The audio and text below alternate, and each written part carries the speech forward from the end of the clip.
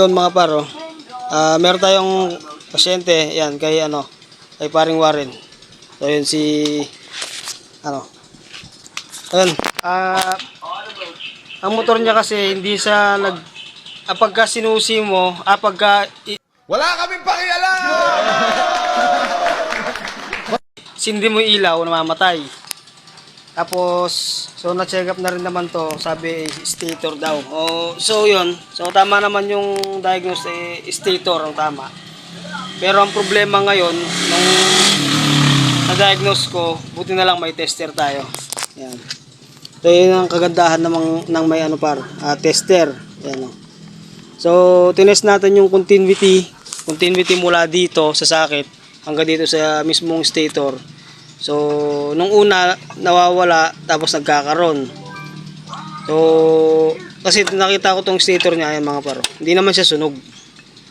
Yan. So nag-check ako ng continuity mula dito sa dalawang to papunta rito sa sakit niya. Oo. So minsan naandar, nahihirapang mag-supply ng kuryente. So nung tinester ko yung continuity, yan, so lumitaw. Itong wire niya mula dito sa sakit hanggang dito. Ayan o. Sunog. So ito mga par, nasunog to kasi nakaipit siya dito. Yan, dito, itong part na to. So nangyayari pagka umandar, syempre yung vibration, yan o. Kasi gumagalaw yan eh. So nakaipit yan dito, saktong-sakto yan dito. So ang gagawin natin, kakat ko na to at dudugtong ko lahat. Yan. So hindi na magpapalit ng stator kasi yung stator goods pa, hindi siya sira.